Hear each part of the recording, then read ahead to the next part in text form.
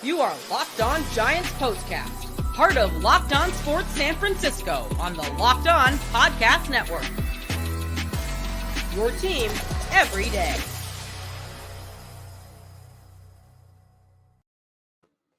Yo, what's up, everyone, and welcome back to the Locked On Giants Postcast. I'm your host, Eric Triple E Engel. You may know me as the former producer for the Murph and Mac Morning Show on KMBR. And today, the Giants dropped their second consecutive game to the Los Angeles Angels of Anaheim, 4-3 final. Keaton Winn had a nice bounce back game, and Heliot Ramos did everything in his power he could do to win this game all by himself offensively.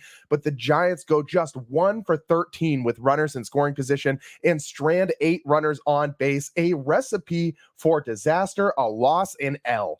And the Giants now need a win tomorrow just to salvage a 500 homestand before they hit the road again. I want to remind you guys that both of these teams that they faced on this homestand are very bad this season. We'll break it all down, but first, I want to thank all of you for watching us on the Locked On Sports San Francisco YouTube channel. Please, if you aren't already subscribed, please hit that subscribe button. Thanks also for listening on the Locked On Giants podcast feed. However you're tuning in, we appreciate you watching the show. Make sure to check out the Locked On Giants Daily Show for more in-depth coverage. Ben Kaspick does a great job. And today's episode is brought to you by Game Time. Download the Game Time app, create an account, and use code LOCKEDONMLB for $20 off your first purchase. Terms apply. The Angels, man, I don't know how you lose 2 games to the Angels. They have been better on the road than they have been at home this year, but this team is, even with these 2 wins against the Giants, 28-42. They are 14 games below 500. How in the hell are you losing a home series to this type of team? Last night was frustrating. We talked about a lot of things last night, and one of the main things that I should have really honed in on more is that the Giants only went 2 for 13 with runners in scoring position. That was last night. Today, worse somehow, just 1 for 13 with runners in scoring position. They strand eight base runners on base, and that's just terrible, man. Like, all of the Giants runs today basically came off the bat of Heliot Ramos. All 3 RBIs, Heliot Ramos, products. The 2-run home run that he hit. Let's get into that. In the first inning, we had a Patrick Sandoval start for the Angels, a lefty, which is important because lefties have been it's weird. Giants have actually hit lefties better than righties as far as batting average goes. They're about 30 points better against lefties, but they've really struggled against left-handed starters in getting wins. They can't seem to beat left-handed starting pitchers and pick up a win in that game.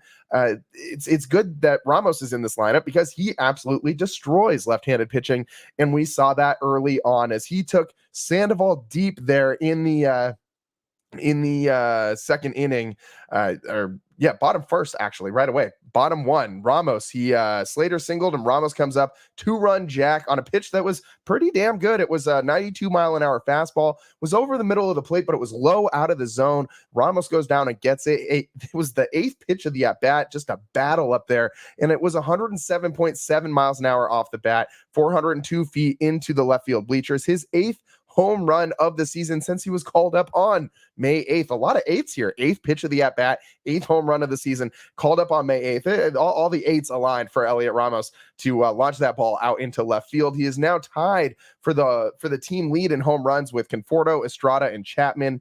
8 home runs for the team lead is also kind of sad at this point in the season. Mike Krukow talked about the confidence that Ramos is displaying right now. To me, I think that swagger is palpable. Like, you can see that guy is not pressing when he's out there. He's just playing baseball, man. Like, this is just who this guy is. He doesn't seem like he knows any better too. I keep waiting for him to cool down. Doesn't seem like he knows that he's not supposed to be this good at this point in his career. But Ramos is lighting the world on fire right now, man. Like, we got to start really considering this guy as a potential all-star for the San Francisco Giants. I mean, I've said a couple times on the show, Ryan Walker, Logan Webb would be my 2 leading candidates. Walker, not a great performance today out of the pen, but the Ramos is putting himself in that discussion with his play. I mean, he's played more than a month less, like a month and a half less than all these other guys on the team that are in the mix for the home run lead. Could you imagine if this guy had been up since the start of the season? The Giants probably have a couple more wins. Ramos is really, really, really by himself changed the outlook of this team, how it feels going forward. I mean, I think he by himself gives you a lot of feel good feelings going into next season and later down the line this season as well. But the future looks bright with Heliot Ramos in the mix for the San Francisco Giants. They did have an opportunity to make that a big inning, something that the Giants were completely unable to do today, was turn these innings where they had an opportunity to put a crooked number up there into big innings. Yeah, they scored a couple times, like that 2-run home run was nice. But after that, Chapman singles, Soler singles. That was a really good at bat by Soler, by the way. A outside changeup that he just didn't try and do too much with, went the other way.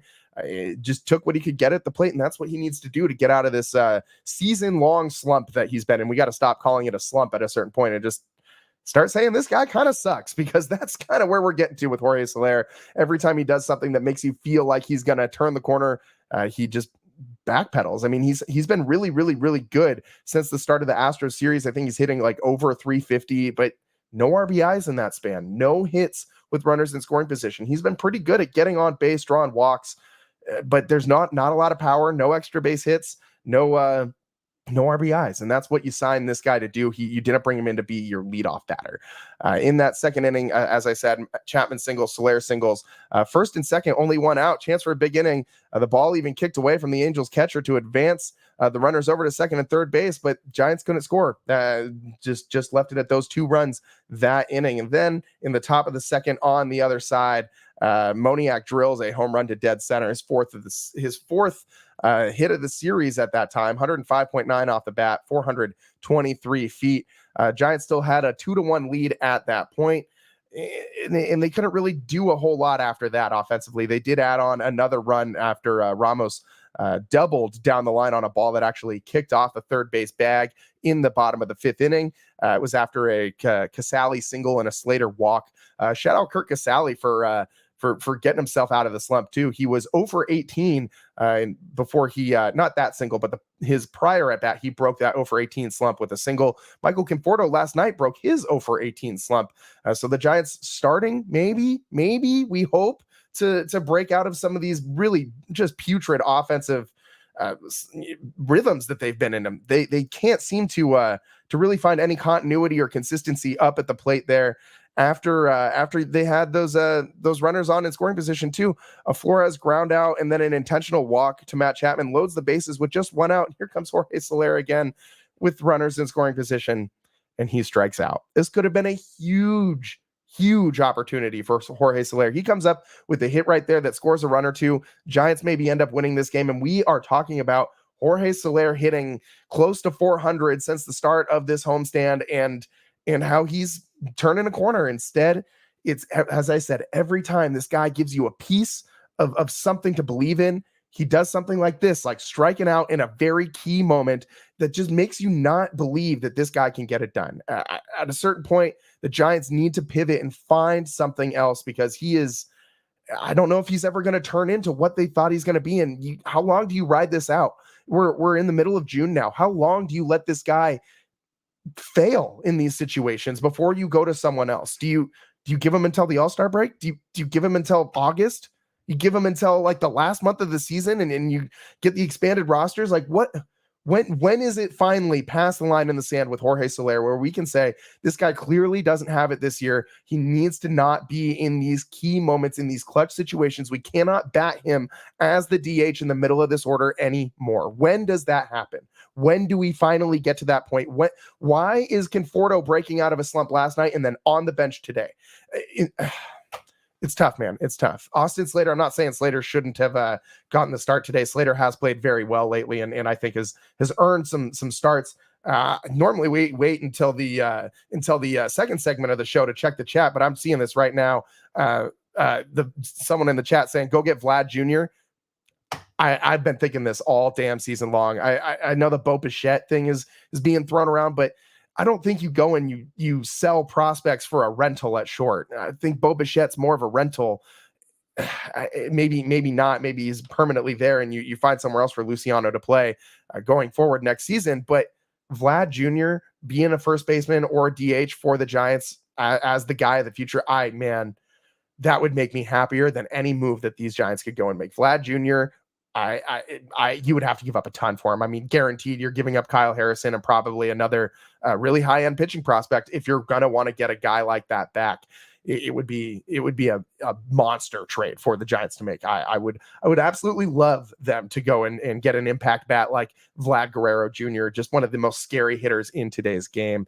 They need it. They need it. Find it somewhere else. Maybe Lamont can play first and Vlad can be the DH, or Lamont can play outfield somewhere, play right or something if Yaz doesn't come back next season. All things that we'll watch unfold over the coming months. But today, Keaton Winn, we talked about the Giants offense. They really weren't able to do anything after that, after they scored that run in the bottom of the fifth. A lot of runners stranded on base. I mean, a ton of runners stranded on base. Like I said, 1 for 13 with runners in scoring position.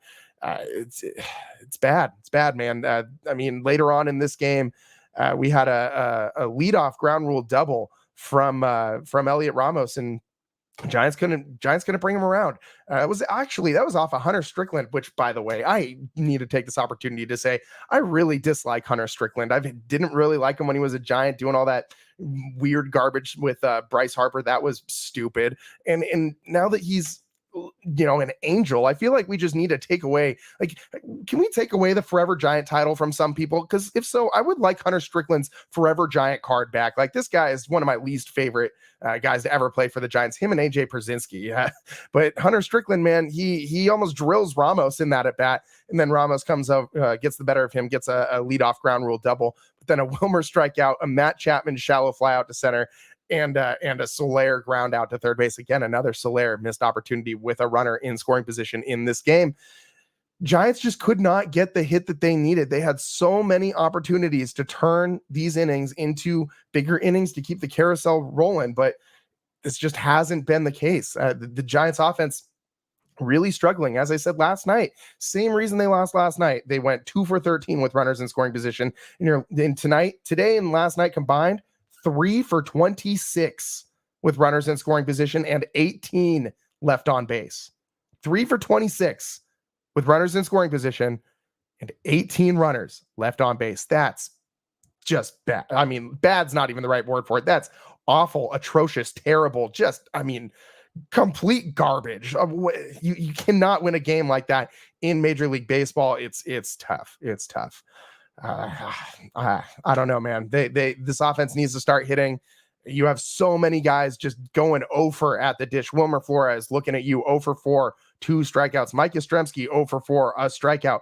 The Giants as a whole, way too many unproductive outs today. Struck out 10 times. And a lot of those strikeouts came in really key situations where there was less than 2 outs with a runner at second base. And all they really needed to do was move that runner to third. I mean, there were so many opportunities where that inning that we just talked about, Ramos leads off with a ground rule double. You don't even need another hit in this inning to score the guy. And that could have been the difference in this game. And Giants just couldn't get it done. We talked a lot about the offense on the other side. We got to talk about Keaton Winn, man, because he had a nice bounce back day, although the Giants offense just did everything they could to spoil it and waste that outing. On the other side, quick break here. More from this game, a Keaton Winn breakdown of his pretty decent bounce back game compared to what we've been seeing from him in his last couple starts. We'll be right back here on the Locked On Giants postcast. I'm your host, Eric Triple E Engel. We'll be right back. Here on the Locked On Giants postcast, we pride ourselves on getting you the latest news for your team, whether it's the offseason, the draft, spring training, playoffs, post games, pre games, whenever. It's year round. You know what else is year round? Collection season. Just because tax season is over doesn't mean the IRS will stop coming after you for your unfiled taxes. The IRS can garnish your wages, levy your bank accounts, and even seize your property. Don't let the IRS target you. Let the licensed professionals and tax experts at Tax Network USA go to bat for you. With over 14 years of experience and an A+ rating by the Better Business Bureau, Tax Network USA has saved their clients over $1 billion in tax debt. Whether you owe taxes, have complicated matters that require tax planning, or finally hit that parlay this season and need help correctly filing, Call 1-800-549-1000 or visit tnusa.com/locked on. That's tnusa.com/locked on. See the link in this episode description below for more details.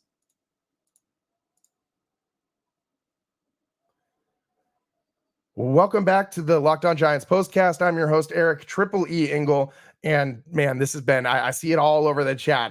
Lots of, can the Giants DFA Farhan, this team is effing garbage. Like there's a lot of angst and anger amongst this fan base right now. And I'm right there with you guys. This is so frustrating when you lose a series to a team like the Angels that is so bad. I mean, you have a great opportunity right now if you're the Giants to pad your stats, build your resume a little bit. You don't face a team with a winning record for like 2-3 weeks.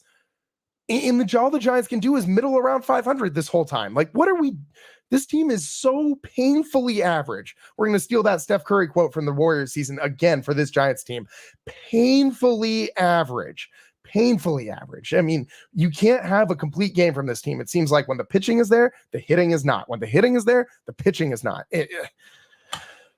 Today, Keaton Winn, I'm getting all frustrated, jumbling my words. Keaton Winn was great today. Not great. He was good. He was good today. And this was a very good sign from Winn, who has been really bad lately, just terrible over his last 3 starts. Keaton Winn today, let's see where to go. He tossed 6 innings, 5 hits, 3 runs, 2 walks, and 6 strikeouts. He did give up those 2 home runs. That was a little tough. He gave him up early on in the game or gave one of them up early. That Moniak home run came early on. He gave up another one with 2 outs and nobody on. He walks. No, excuse me. That was Ryan Walker. My bad.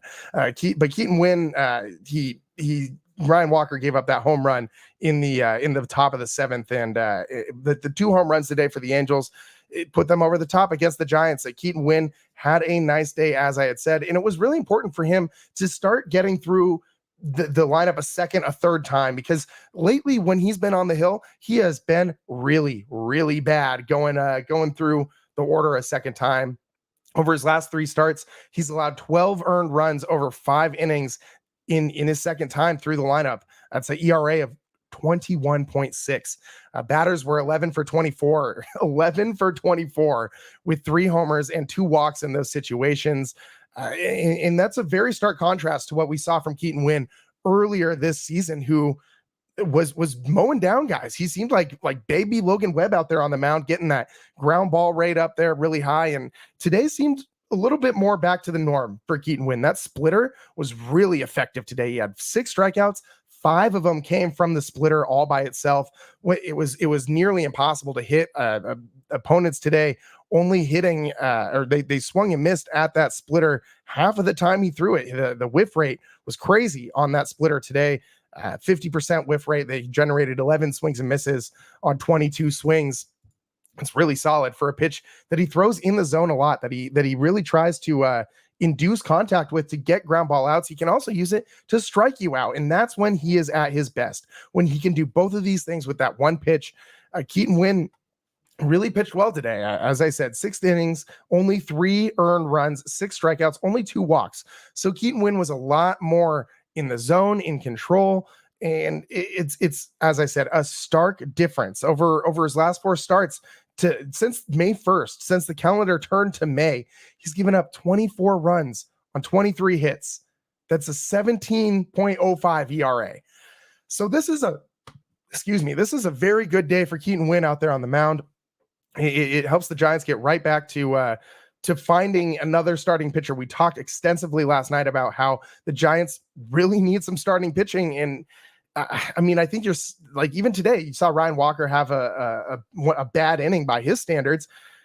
You're going to see more of those the more you lean on this guy, because you can't just pitch every single day and be okay. Like, if you're a bullpen guy who's going out there every single day, you're going to get shelled eventually. This bullpen has pitched entirely too many innings. If Ryan Walker doesn't have to pitch on like 5 back-to-back days, does he give up a run today? Probably not, man. Honestly, like, you can only go out there so many times before your stuff starts to wane before you start to feel the wear and tear. And this bullpen has a ton of wear and tear on them, and that's only June. The starters need to start pitching deeper. Keaton Winn pitched 6 innings today, which is what the Giants need pretty much. I mean, you need at least 5 innings every time out from your starter. You need it at this point. You would really like to start seeing guys go 6-7 innings other than Logan Webb, because he's the only guy who's been doing it. Speaking of Logan Webb, Keaton Winn, who turned into baby Logan Webb earlier this season, got back to his the right ratio of groundouts to flyouts. He had 6 groundouts, only 3 flyouts today. When that ball gets in the air, it's trouble for Keaton Winn, because he gives up the hardest. He has the hardest. What am I trying to say? He has the highest exit velocity, highest average exit velocity of any pitcher in baseball. Ball is just flying off the bat when Keaton Winn is on the mound.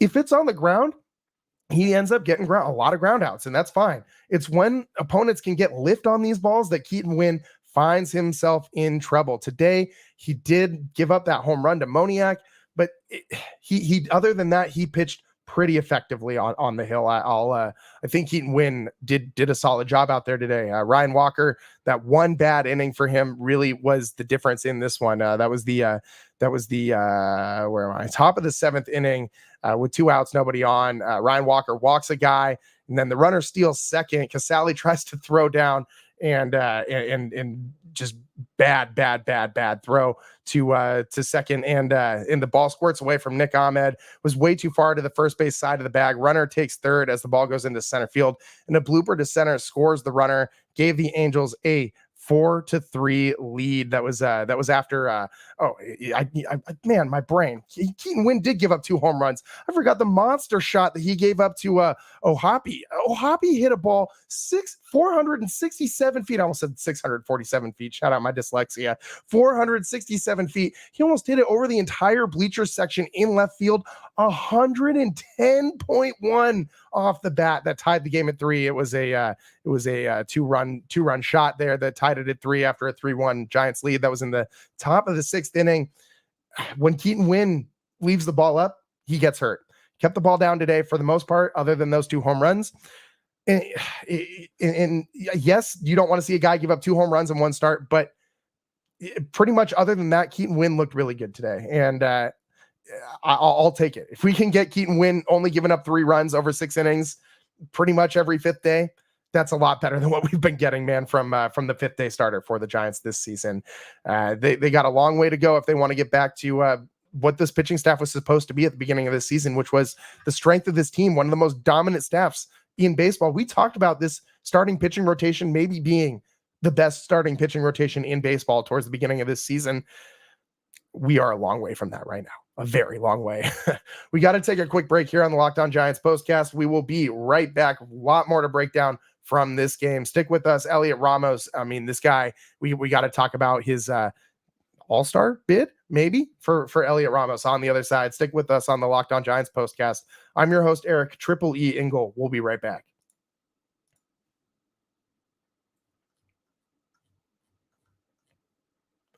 Today's show is sponsored by Game Time. Game Time makes getting NBA Finals tickets even faster and easier. Prices on the Game Time app actually go down the closer it gets to tip off. With killer last-minute deals, all-in prices, views from your seat, and the lowest price guarantee, Game Time takes all the guesswork out of buying NBA or MLB tickets. I love the last minute deals where you can save up to 60% off buying last minute for sports, concerts, comedy, whatever you're into. Zone deals are pretty sweet too. If you know you want to go see the Giants and you know you want to get rowdy in the left field bleachers, maybe drink a couple brews, or maybe you want to bring mom and dad up to the club section and have a nice orderly day at the ballpark, you just tell Game Time which section you want to sit in and let them choose the seats. Save even more cash. And of course, you got to love the all-in pricing. Make sure to toggle this feature on to show the total upfront with no surprise fees at checkout.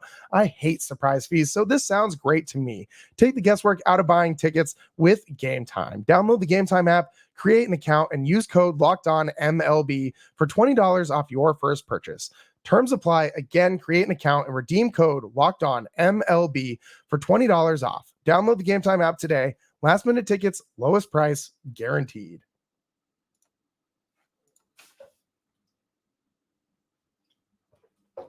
Welcome back to the Locked On Giants postcast. I'm your host, Eric Triple E Engel. Today, the Giants fall 4-3 to the Los Angeles Angels of Anaheim, which is still the dumbest name in all of sports. Figure out which town you're actually from, please. You can't be from two different places that are not the same place. That doesn't make any sense.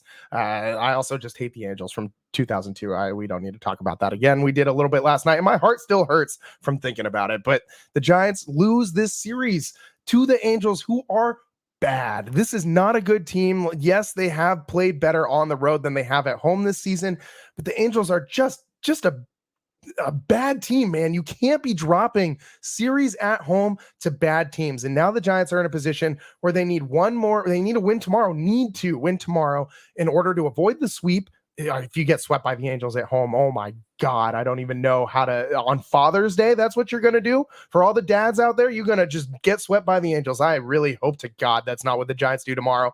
It would just be a very low point of the season. With the loss, the Giants fall to 34-37 on the season. Now 3 games under 500, that never ending climb to 500. I wonder if we'll ever, get there and summit that peak and stay up there for this season. It's June, the middle of June, and the Giants have still struggled all year long to do that. And it's this offense, man. I mean, it's really everything. It's offense, it's pitching, it's this whole team is so inconsistent from top to bottom, and injuries have played a big part in that. But when the only consistent guy that you have is Heliot Ramos, I mean, your most consistent player is a guy who didn't even start this season with the big league club. This is sad, man. Like it's really pathetic. But Ramos kind of just out of lack of anything else on this team, Ramos is starting to surface to the top as the Giants all-star selection this year. I really think that it's going to be down to him or Logan Webb. I mean, Ryan Walker was kind of my pick early on, but he's not had a great month of June so far. If Ramos keeps playing the way he's playing, and it seems like he's not slowing down at all, that batting average up to 325, the OPS 978, that's crazy, man. And Logan Webb is Logan Webb. Don't get me wrong. He's going to be in the mix too, but Ramos, another 3-for-5 day, like another multi-hit day for him. He's got 3 RBIs from today. This is turning into, Ramos is really looking like the guy. We talked about it before. There's not a lot of tough competition out there in the outfield for the National League All-Star team. Like there's a lot of National League guys who you would expect to be perennial All-Stars are slumping this year, not having great seasons. This year, Ramos, he's got 41 hits, 8 home runs, 30 RBIs. This guy, his on-base percentage, 407. This guy has been so good. And just the swagger that he plays with. I mean, you watch the calmness that he has in the box, the calmness that he has after he ropes a double and he's standing on second base.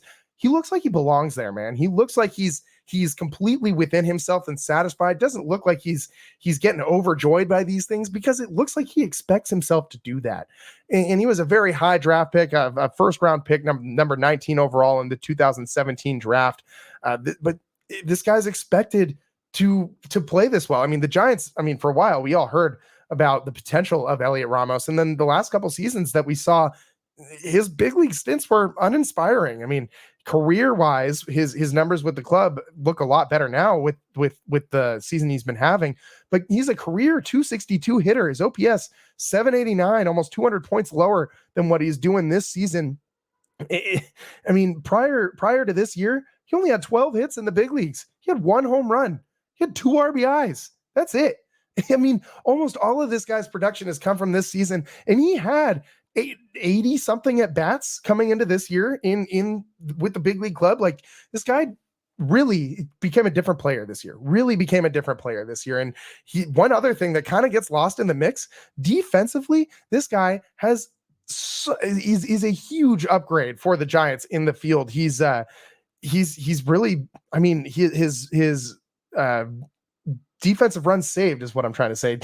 He's got a +7 defensive runs saved in the outfield in 280.2 innings. It's tied for 5th best among all MLB outfielders. So it's not like this guy is just doing it on one side of the ball. He's doing it everywhere. He's doing it in the field. He's doing it at the plate. He does have a stolen base. He's not the fastest guy. He's got a good foot speed, but he's not a base stealer. It's not really what he has in his repertoire. It's not really what anybody on the Giants has in their repertoire. I mean, I'm starting to think it's maybe a Giants problem, not a player problem, that they can't steal these damn bases. But Ramos, man, I if he keeps doing what he's doing, he's going to be the Giants all-star, hands down. I mean, we're turning into the middle of June. I mean, the all-star break's coming up.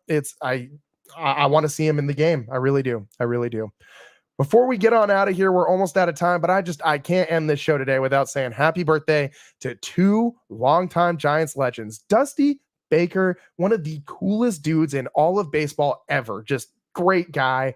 Awesome person. And I mean, if we're talking Giants-Angels series, we're going to end up talking Dusty Baker, which I don't like thinking of 2002, man. But Dusty Baker, great Giants manager, great baseball, name in general. Dude has been around this game forever. I feel like this guy could be the logo for Major League Baseball because he means that much to the game. With I'm even though it was with the Astros, very happy that Dusty was able to get back to the World Series and all that. It made me happy to watch him have some success and with the Nationals as well. Tim Lincecum, one of my personal favorite dudes. I mean, what else needs to be said? Me and Timmy in lockstep on a lot of things. You know what I mean.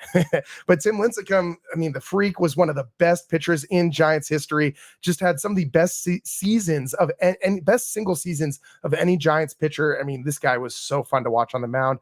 I don't need to tell you guys. You guys are all already know. But man, happy birthday to two luminaries from the Giants organization.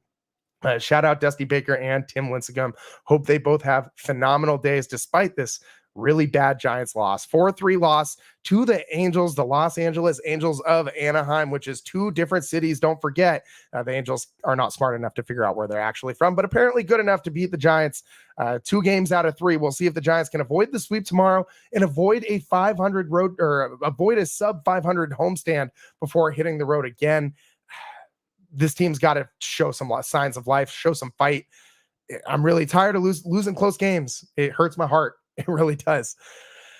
We'll be coming to you live tomorrow as the Giants wrap up this series with the Angels, and I really hope they can avoid the sweep, or you can guarantee that the show tomorrow is going to be hot. Going to be hot if the Giants lose that game. That's all the time we got for you guys today. Thanks for tuning in. Thanks for sticking around. I am your host, Eric Triple E Engel. This has been the Locked On Giants Postcast. Thanks for tuning in. Appreciate you guys. We'll see you tomorrow. Peace.